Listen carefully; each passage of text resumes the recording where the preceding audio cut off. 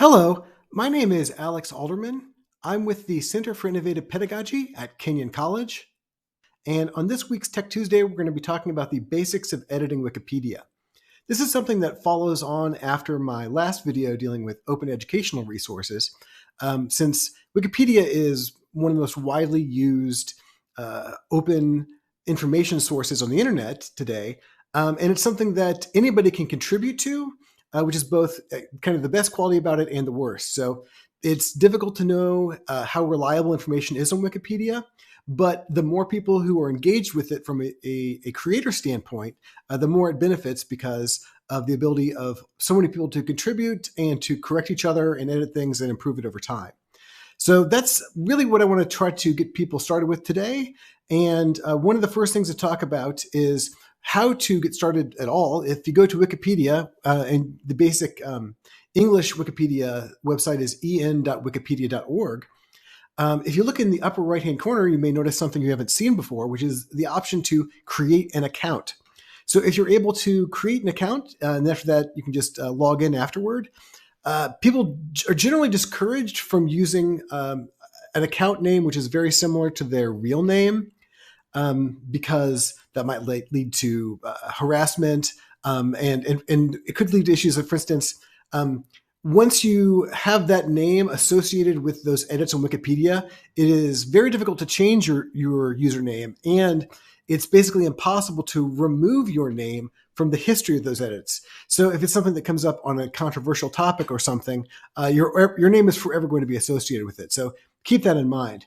So one of the things you can do, though, is after you've created an account name, your account itself gets its own Wikipedia page. And if you want to put information there about, say, what your expertise is, whether that's having to do with your educational background or the strength of your interest in some kind of a hobby or something that you want to write about in Wikipedia, then that's a place where you can do that. But I think really what people do there that really establishes their authority more than anything is to talk about how many Wikipedia pages they have created or have edited in significant ways. And that's what you'll see a lot of times on those individual talk pages for Wikipedia users. Now, one thing to keep in mind with Wikipedia is that its editorial practices are very transparent. So for any page that's on Wikipedia, you can look at its revision history. So if you look here, this is the Wikipedia page for Kenyon College. And among other things, it shows you like the dates that a revision was made, which the username of the Wikipedia user who created it, the size of that change, as well as the final size of the text after it was changed. And there are a lot of options here where, among other things, you can compare any version of a Wikipedia page to any previous version to see what kind of changes were made over time. And this can be very helpful. Like sometimes you'll notice there has been some kind of what was called vandalism on a site, especially if a page is related to some kind of current event news. And then you can actually revert all those changes that were created by vandalism very quickly without any kind of dispute among various editors on Wikipedia. But this is a very useful page to see, especially if you want to add information to something. You can see how that page's history has changed over time and whether or not that information was there previously. Maybe it's been spun off into a separate page. A lot of things changes on these pages over time. But the other thing that's really important to take a look at with individual pages, not every page has this, but a lot of them do, is the talk page. So the talk page is, when it is present in a Wikipedia page, it's basically Wikipedia editors talking about why changes have been made or what problems are with the page. So here they can talk about there being certain kind of limitations. You can see what kind of controversies there have been in the history of the page and how editors have disagreed about what may or may not be presented on there. And sometimes there are good suggestions here on what could be done to improve the page, but the people who haven't had the time for it, or they don't have the resources, such as they don't have the library access or the personal knowledge in order to add that information. So there's a lot of useful information that people glean from the talk page here. And I think one of the things that's helpful is if I'm going to make some kind of a big revision to a page, a lot of times I will go to the talk page and give people a heads up and explain the decisions that I have made before I actually go in and change, and say, if nobody objects, I'm going to delete an entire paragraph from this because it actually relates to something else and it shouldn't be in the first place. And a week goes by, I go back to the page, delete everything, and then no one is offended and nobody reverts the page to incorporate what were, in fact, incorrect information on the site. So here is if you want to know more about how it is that Wikipedia is set up and what it is that you're expected to do there, there is a kind of mission statement of 5 pillars of Wikipedia. So some important things to remember here. Wikipedia is an encyclopedia. It is not meant to be a place where you put in original research. It's meant to be a kind of aggregated source of information that already exists out there.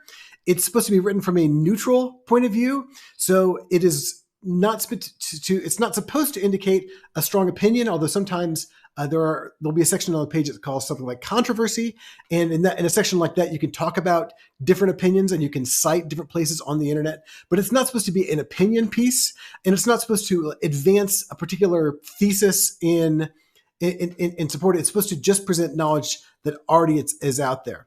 It's free content that anyone can use, edit, and distribute. And anyone is the key word there, because you are free to edit Wikipedia however you want to see fit. At the same time, keep in mind, anybody else out there can change what you've written, revert it back. So it's really even if you're an authoritative person, someone with much less authority or experience might be able to edit back, and that can be frustrating. So keep that in mind. And then there's another set here, which is to say Wikipedia's editors should treat each other with respect and civility. Should, that's not a guarantee. But then there's this last rule, which is important to know, the rule that says Wikipedia has no firm rules. So what does this mean? It means that it's a soft position that you're in when you're editing Wikipedia. If you want to make a change, you can't go to Mr. Wikipedia or Dr. Wikipedia and say that I'm the authority, everyone should listen to me. You basically have to make a case for the edits that you want to make over time, if it's something controversial, by respecting that neutrality, by adding good sources of information, and by being persistent over time. So you basically have to, as much as possible, convince the other editors of Wikipedia to respect your opinion and allow it to continue to exist. Because, like it says here, Wikipedia has no firm rules. And there are plenty of trolls out there who edit Wikipedia in various ways. You may get used to that in order to advance very marginal positions. And if you want to, you can continue to sort of battle them over time. But you still are relying on basically the support of the community at large, with which you can only kind of ask for their indulgence based on the courtesy you show them, the competence that you exemplify, and your adherence to general principles of how this should be done. There are lots of different ways that you can contribute to Wikipedia. You can try to write new articles, especially if it's information that you are someone who has like a specialized knowledge of, or if it's something that is a new field. I have done this a lot with subjects like popular music and movies, things that were of broad importance but which had not yet been detailed on Wikipedia. One thing to keep in mind is people can challenge the existence of a Wikipedia page based on how relevant it is and how widespread the knowledge of this thing is. So you may start a new article on Wikipedia and somebody can just flag it for deletion because it's such a niche subject, nobody really wants to hear about it. And then if you can't make a case for it, they will delete your page. So that's just a thing that you have to get used to. But you can write new articles, and I encourage people to do that, especially in, say, new areas of scholarship that they're familiar with, or in, say, new popular culture items, new recreational activities, things like this. If you can document them in a way which is neutral and somewhat objective, because again, Wikipedia frowns on the idea of original research. So they don't want you citing like, say, oh, I wrote a paper on this. Like, no, they want you to say, here's something like, here's like a book about this that's been published by a major position, or here's an internet article. So they want some external resource that you are merely bringing into this encyclopedia rather than creating yourself. So you can also expand existing articles, and there are lots of ways to do that. You can add citations. when things aren't missing, because sometimes there'll be kind of a hodgepodge of citations in these Wikipedia articles, and you can improve them by filling out their claims. You can also revise the text in a way to make it more intelligible or more correct. If, say, they cite something and then what they're citing isn't quite agree with the source. And you can explain all that in the talk page for a Wikipedia page and have a good chance of your edits being there. Some of the other kinds of additions you can make here, if you can include some kinds of images or illustrations, or add in things like info boxes, or links to other Wikipedia articles. One of the problems that you have in Wikipedia is you have a lot of orphan pages that don't have, are kind of dead ends that don't link back to other pages. And those are then in danger of deletion if it seems like it's some kind of a niche area which is not really related to things. Then somebody could flag it for deletion down the line. So if there's a subject that you're interested in, you can find things that it's also related to and link back to those other pages. This is an interesting chart right here, which is how things are assessed on Wikipedia in terms of the quality of their content. And so there's a whole series of standards that different communities can apply to these things. Very frequently, what you'll see with a small article is it being referred to as a stub. And so a stub, especially a lot of these used to be taken from public domain encyclopedias like Encyclopedia Britannica, old versions, and people would just copy in the text. Even though like it hadn't been updated for a while and didn't have links and that kind of thing. So, but it would still explain what was going on. And you can create stubs to start, but again, the less quality one of these articles has, according to the standard, the higher risk it has of being eliminated or being combined into some other page.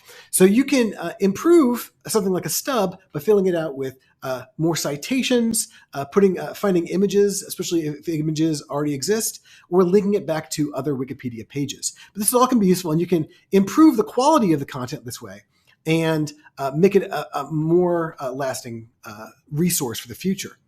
There are a lot of ways to get involved with Wikipedia. One thing to keep in mind is there are different kinds of content areas that have already been organized into projects, and you can find a source of names of those projects at this link on Wiki Project.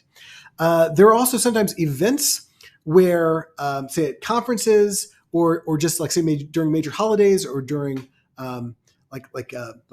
certain kind of major like months or ongoing events where people organize what are called edit-a-thons, where, say, they focus on a specific area of topics. Let's say something like women in the history of science, and they try to create and improve upon as many Wikipedia pages relevant to that subject as possible. So you can find a link to various other kinds of these meetups and edit-a-thons also on Wikipedia. And then there are other kinds of ways of cleaning up and improving the quality of copy. Well, I hope that gives you a general kind of idea of how it is you can start getting involved in the creation of Wikipedia pages. Among other things, I think that taking a look behind the curtain here helps to give you a sense of how this resource has been created and to understand its limitations as being something that relies on the knowledge and efforts of a widely distributed community instead of being, say, some kind of top-down authoritative form of knowledge. All that you really need to do right now is just go to en.wikipedia.org, create an account for yourself, start poking around, look behind the curtain, see what some of these revision histories look like, see what some of these talk pages look like.